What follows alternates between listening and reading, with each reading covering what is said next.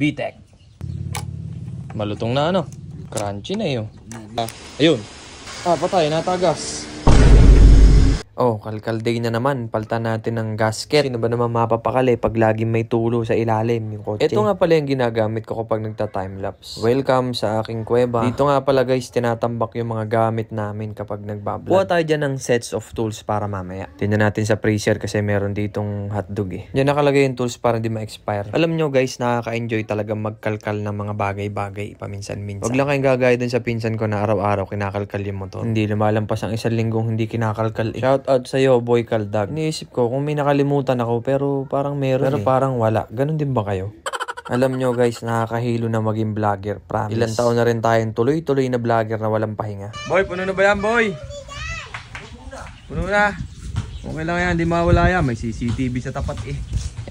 Puno na ang alkansya ng basketbulan. Buti na lang, meron akong nahugot na dalawang pinsan. Kasama natin magkalkal si Kuya Tuper tsaka si Chanong Bagsik. Alam nyo guys, maraming mga bagay na kaya natin gawin mag-isa pero mas kaya natin pag may kasama. So guys, ang tulo. Tulo. Ito naman yung naipon na hindi, aircon pala yan. Ito yung pinagtuluan niya. Ayan. Ayan, may mga konting langis, minsan konting tubig. Ayan, tagas na langis.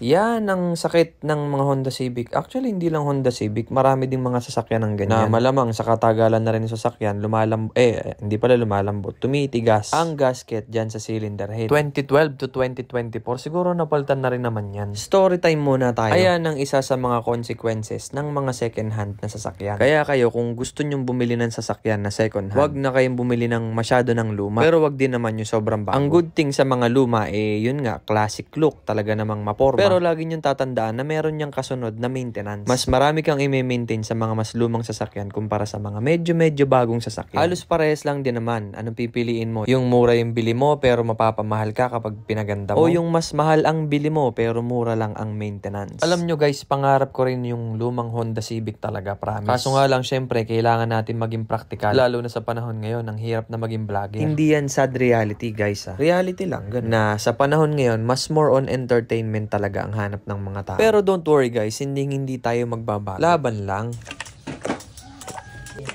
Kung balak nyong tirahin yung mga kotse nyo, good thing is napakarami nang gumagawa ng mga videos na katulad ng ginagawa ko. Hindi pa pinapanak si kapwa, mayroon na nun.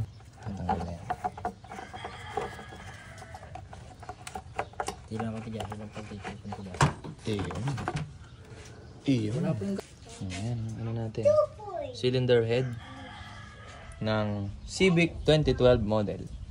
VTEC. VTEC, Walastek, laging may tagas. Marami pang tagas yan, pero isa yan sa pinaka-major. Malutong na ano? Lutong na. Crunchy na yun. Naglalago tukan na. Crunchy.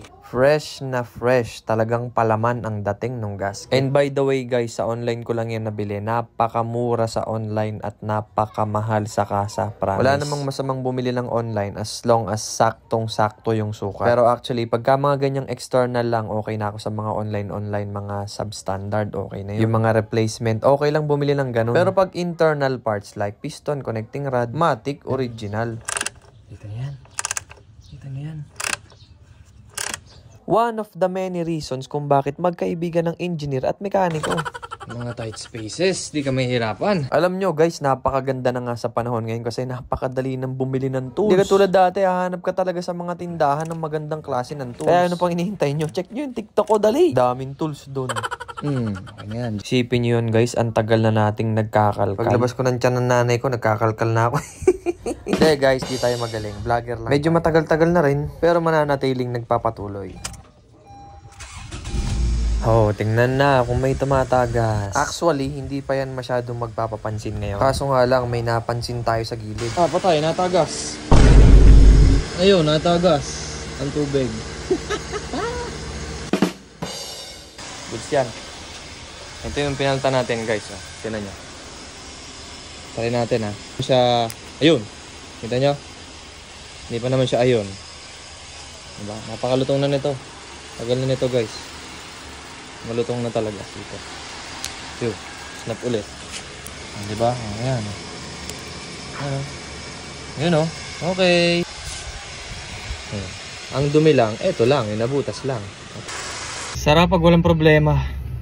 Guys, wag nyo kakalimutan yung 5S pag gumagawa. Sleep, sleep, sleep. Ito lang yan, check out na sa TikTok. Sinundo na nga pala natin din si Dane para malaman kung okay ba o hindi. Iba talaga vibes ng biyahe ng probinsya. Napakagandang tanaw. Kaya kami guys, pag nai-stress, biyahe lang ng biyahe. Minsan motor, minsan sasakyan. Pag tigil sa parking, silipin natin yung ilalim kung tumatagas ba ang langis. Konting tip, pag alis nyo sa parking, dun nyo tingnan kung meron bang langis na natitira. Pwede rin sa mismong pagtigil kasi baka mamaya malakas ang tagas. Pero so far, so good. Okay naman yata.